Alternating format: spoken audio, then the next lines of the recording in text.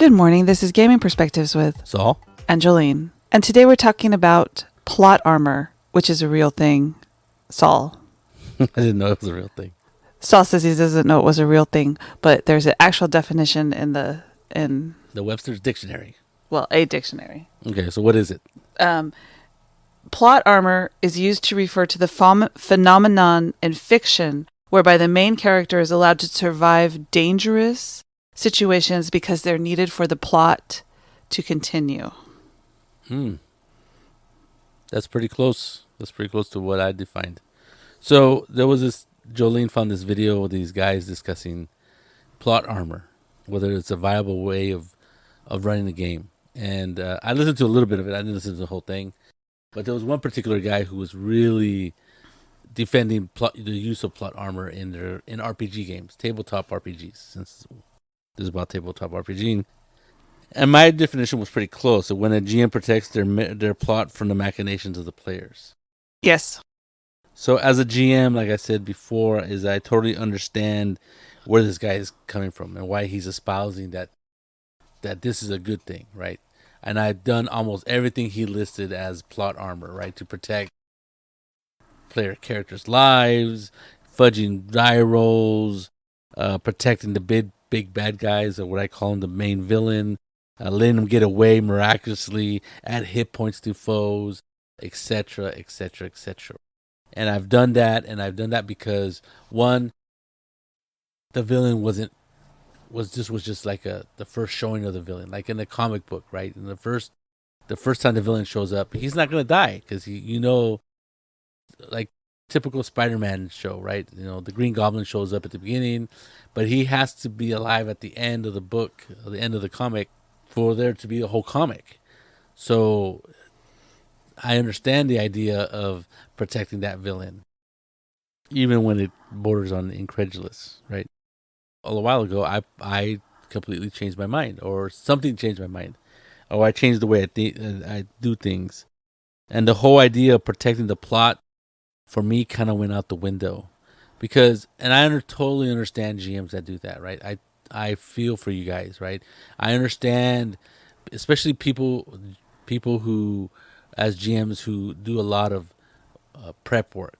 Right, if they've plotted out the whole story, and this is what is going to happen, and the reason I feel for you guys is because I was the same way. I remember drawing maps and locations on graph paper back when we used to draw by hand on graph paper and stuff like that, and it was disheartening at the very least when, at the end of the adventure, 75% of the stuff that I drew, the NPC characters that I made, were not used at all.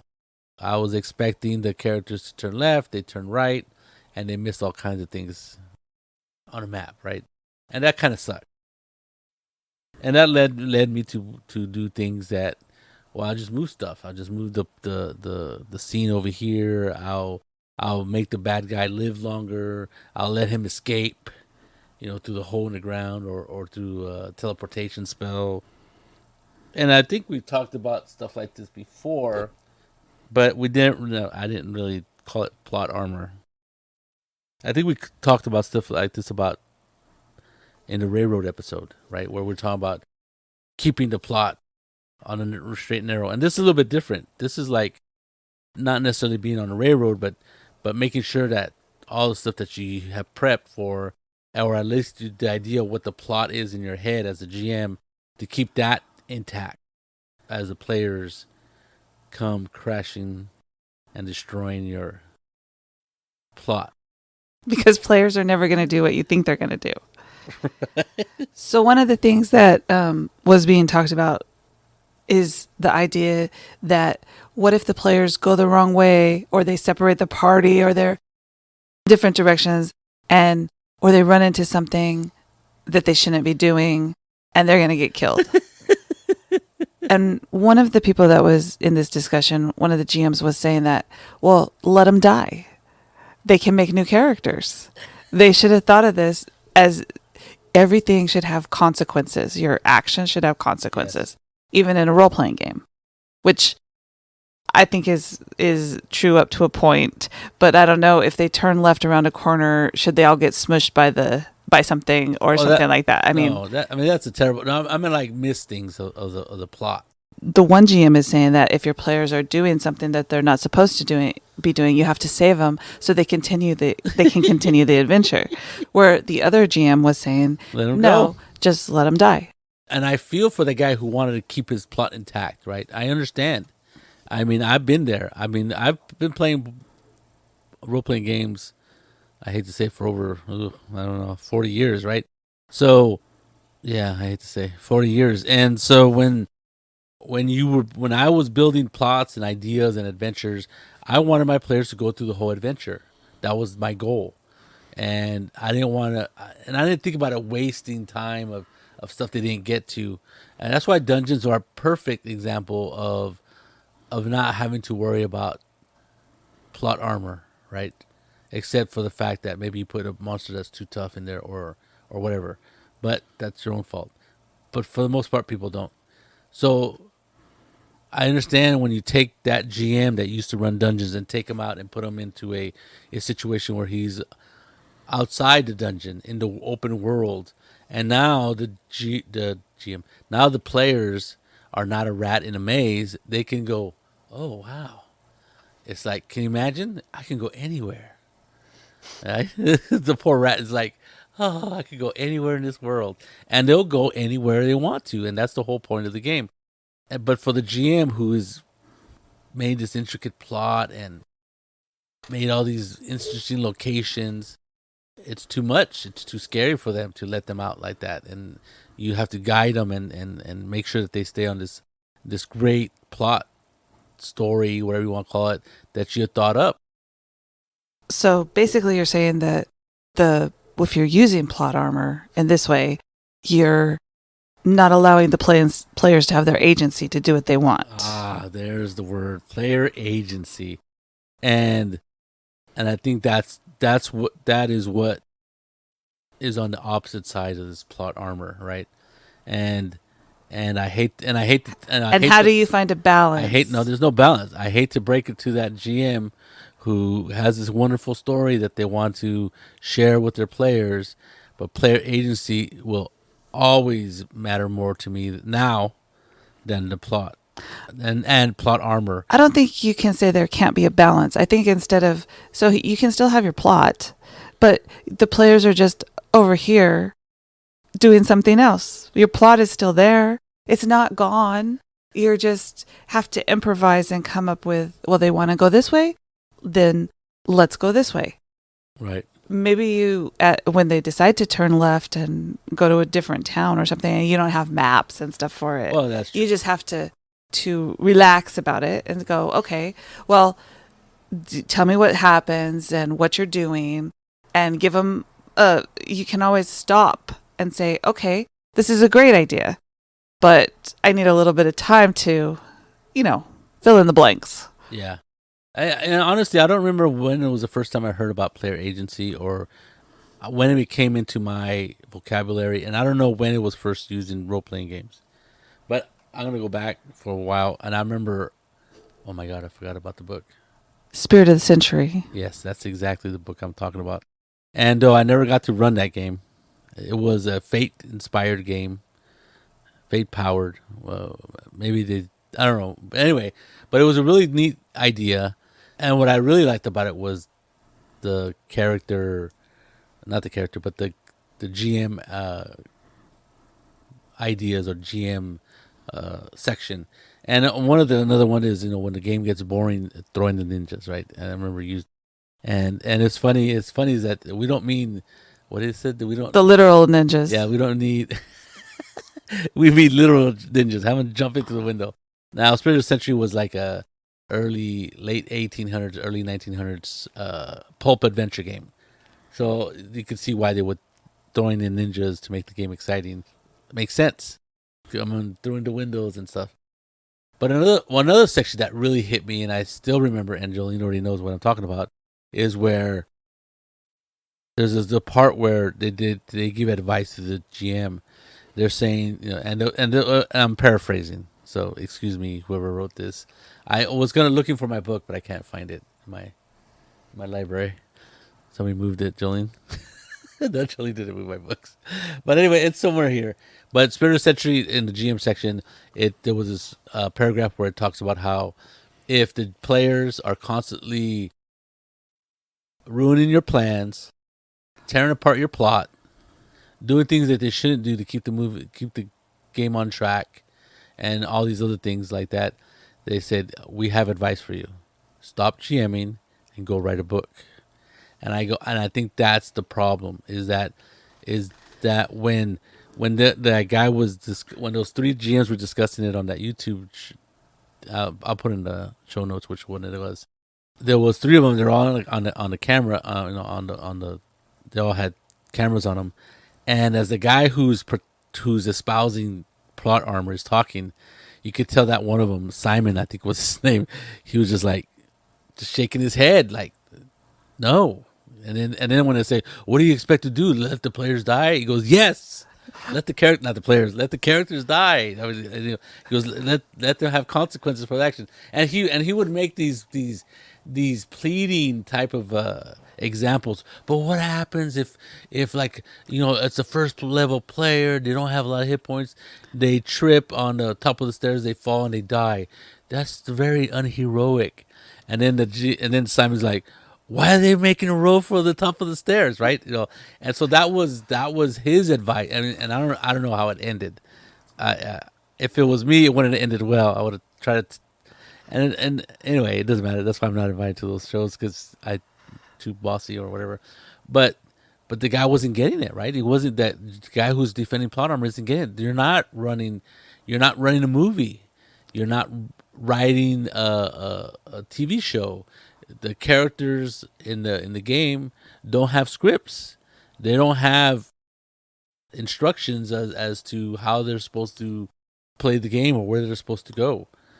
As a GM, you can give them hints. You can give them tasks as from a wise old wizard, or the innkeeper has I have an uncle who's has a caravan that needs protection. Whatever it is, right? You can give them those options. You can do, but players should have the ability to do whatever they want.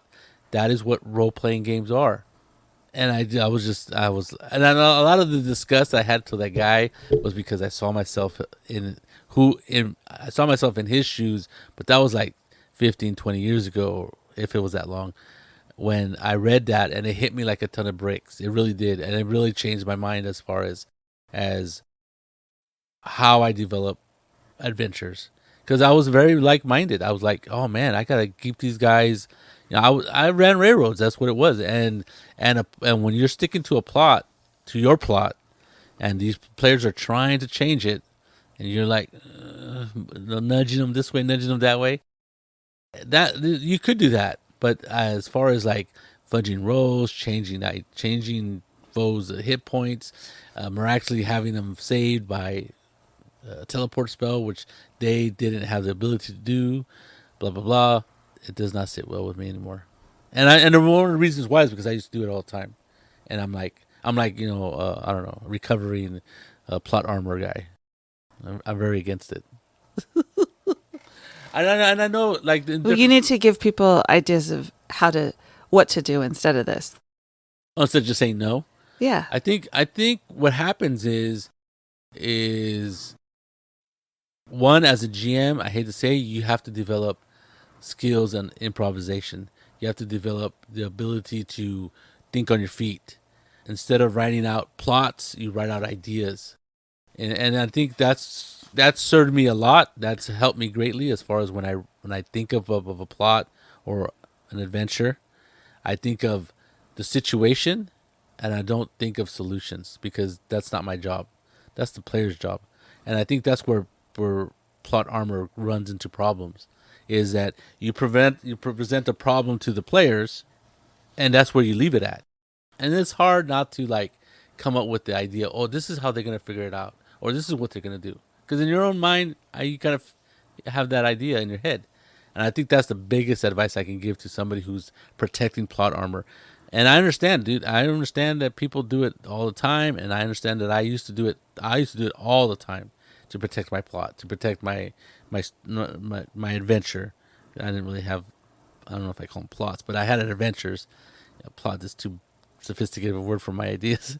But since then, the thing is, I develop ideas or problems, and I let the player solve them.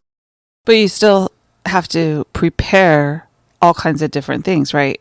You have to prepare for situations that they're going to come upon. You have to prepare the people that they may end up fighting or talking to. You have to do all of those things. So there's NPCs involved, Yes. places involved.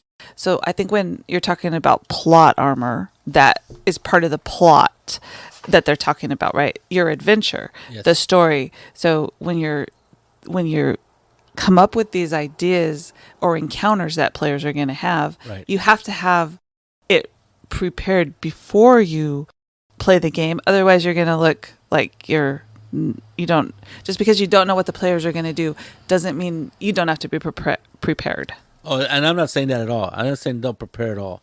What I'm saying is be prepared to change those encounters on the fly. For example, when you put out an idea or a problem, you're going to come up with ideas of like, oh, this is where they're going to go. They're going to need to talk to this guy. So you come up with an NPC, a name, what they know, and blah, blah, blah. And then, and that's what you do. You come up with, you come up with NPCs with information. You come up with rooms or something that where they can find stuff. You can have arrows pointing toward toward locations that where they can gather more information or whatever the idea is, the situation that they need to solve, and those encounters, I would call them, whether it's a hotel room, whether it's a waitress in a restaurant, or innkeeper in a tavern. All those things you can prepare ahead of time. You can at least come up in your mind what they're gonna have. I would come up with a name, their age, maybe how they look, a description of how they look, and then a little information about what they know, like a little paragraph. And the same thing with everything. But I think that's a good idea for NPCs because, as you know, as soon as you come up with a name for an NPC and you give them characteristics and Right. and what they're going to do, it's not necessarily that your players are going to bite onto that NPC. They might want to talk to Bob, who's standing on the corner, and then you have to come up with it on the fly. So that has to do with not necessarily with anything to do with plot armor, but when you are preparing your stuff, you should realize that just because you want them, maybe you want them to talk to a waitress, but they don't want to talk to a waitress. They want to talk to somebody else. right, So you don't be so attached to the waitress has to be the person that gives them this information. You can always switch it to Bob on the corner. right, yeah, exactly. And I think that's improvisation, right? That's changing things on the fly. And I think I've heard a lot of podcasters and stuff who've run role playing games for a long time. What they say they don't even have NPCs. What they have is a list of names, and they're just like, okay, you run into, and instead of trying to come up with a name on the fly, which Is really, really, really hard to do. believe it or not, it's really hard. It's really better. It's better if you just have a list of names, and what happens is as soon as you list the name, you write down who that person is, and then you make everything up on the fly. Now, Well, you don't have to make everything up on the fly. You can say whoever they run right. into, they can give them this information, Yes, right? yes. It doesn't have to be the priest standing outside the church that they have to talk to. They could be talking to the nun on the side, or right, or the maid, right? yeah. Yeah, It doesn't. You as the GM, you need to be ready to give them the information, no matter what they're doing. right. And I think you could change things. The problem I have is that plot armor and it runs close to railroads, really close. They're like really partners in this whole scheme. But I run railroads still when I go to, more or less, when I run a game at a convention. Usually, I have there's an adventure that I want to run, and at times it's those are the more, what is it, the more scripted, not scripted, but the more detailed games that I run, because I only have a certain amount of time to run the game, and I'm not going to usually kill a character. I don't present a situation where the characters are going to die, because I don't want to kick somebody out of a game when they pay to play at a convention. So I understand that unless they do something really crazy and they understand that they're like jumping out of an airplane without a parachute for whatever reason, right? I'm like, okay, yeah, you could guess. Here's a new character for Yeah, you. either have yeah, exactly. You could either have extra characters or they walk out the door. But I think when for the most part, plot armor, and I understand. And like I totally feel for these GMs that do that, and at times I feel like doing that sometimes. Like, oh man, this monster's not strong enough, or he's too strong, and I'm like, well, let the players decide that. Let the players decide if the foe is too much. Let them have that agency and let them have consequences for their actions. I mean, that I remember you were talking about Mike, about when we talked to him, our friend from our hometown or my hometown, and I know Mike for a long time, and he was always real nice of a GM. I don't remember him ever killing somebody, but lately he's like, oh, let the chips fall where they may kind of guy, right? Let them have consequences for their actions and stuff. And I agree. I think when you coddle, like, oh, that was it. He doesn't want people coddling the players. When you coddle the players, sometimes you're taking away their agency, and you're removing the consequences for their actions. Sometimes It depends on how you coddle them. if you fudge die rolls and you give hit points or you take hit points away from the foes that they face. Well, sometimes you want the monster to die, so quickly, because the combat's getting boring. See, that's not plot armor. That's just moving the game along, right? That's true. Is it to protect the plot, or because you feel that the game is stalled out and it's no longer exciting? Most likely stalled out. Those are two reasons why you would cut a combat short or change the combat, and one is more acceptable than the other. Yeah, so those are two things why you would end the combat early. One is to protect the plot because you don't want the big bad guy to get killed, or it's boring or it's game boring and you don't want it to be too repetitive, and you end it by having the bad guys either escape or surrender. Or die. Or just fall dead. Yeah, that last hit point killed all of them. So that does happen when you make decisions on the fly that seem to be plot armor-ish, but you're doing it for a different reason. So you don't find a problem with the plot armor or protecting the big bad guy or protecting plot? It just struck me. It struck a nerve, I guess, for me when I was reading that guy or hearing that guy talk, and I could see the other guy was like just shaking his head and not having any of it, so to speak. But he wasn't interrupting him, so that was pretty cool. He let him say his piece. I mean, and he had a lot to say, the plot armor guy. There were 3 of them, Saul. Anyway, and you know that I don't do that. I create encounters that people are going to encounter, Right. And I don't mind moving it to wherever they're going to go. Right. I'm not so concerned as to where the plot is going. I come up with the idea, and hopefully they bite on the idea. And like Michael says, most people will, even if you are in a tavern and some guy is offering you a job, most role-playing people are going to take that job because they know that's how the adventure starts, right? Whether it's a trope or not. So I don't see a problem with, I mean, you have to have an opening, right?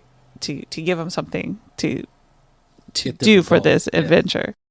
But what they do between there and the end of the adventure, and I never know how the adventure is going to end, right, or what they're going to do. Yeah. But I don't necessarily have plot points set out. The only and the reason I say that is because when you wanted me to run a paladin game and I ran it for you, I ran a adventure from the book. Right. And I had a really hard time with that because I wanted to let you guys do what you wanted to do, and yet I had to get you to these things, yes, right? Which was pretty easy since you were on a quest or you were told what to do because you were squires. So that was pretty easy. Right. But I still felt uncomfortable and felt like I was pushing you into doing things that you didn't necessarily want to do because it was written there. Right. And it was scripted. And I had a hard time doing that. I had a hard time with that. Yeah, I think we talked about that before, about that adventure and how you weren't used to that, and you even the first time you ran a game, it was like, wow, players don't do what I want them to do, or what I think they're gonna do. Not even what you want them to do, what even you think they're gonna do. And some of these players you've known for a long time, so you think you would know their way they think. But no, I mean, I've known these people almost my whole life, and Oh no, when I started running adventures, it was for kids, and kids never do what you well, think you're going to do. So there's no reason to have a plot. yeah, that's right. You're running kids games, and I think that's a valuable lesson. Is like, wow, people don't do what you think they're gonna do, and it's hard to write an adventure guessing what they're gonna do, because Well, you can't. when you're running adventures for kids, you got to realize that if you're going to put in pseudo dragons or fairies or things that you think kids might like, it doesn't mean they're going to want to fight them. Nope. So they aren't necessarily the bad guys. Right. Whatever your plot is, you need to take that into consideration when you're running games for kids. So when I run games for adults, I figure it's the same way. They might decide that they want to have a conversation with them and make friends with them versus fighting them. So maybe you're going to save somebody, but that doesn't mean that the bad guys you put in the way are really bad, because you don't know what your players are going to do. Right. Or how they're going to get there to save the people. Maybe they're going to do negotiations. Not Bruce Willis style negotiations, but, real negotiations. So those Suero dragons were there as a combat encounter for the kids? They were, because they're not supposed to be, they're like neutral or something. Yeah. And there were fairies there and different things I thought kids would like. Yeah, that's funny. But they wanted to befriend the Suero dragons? Which really bothered the boys, but the girls really, really enjoyed it. That's hilarious. Okay, so when you have a situation where you really have a defined plot and there's A to B, for example, I did run a game like that. I ran a Tecmo game where the players didn't have a decision, right? The game started, I had pre-made characters. They were 6 players. It was a 6-player game, no more, no less. And they were supposed to take a prisoner from point A to point B. That was the plot.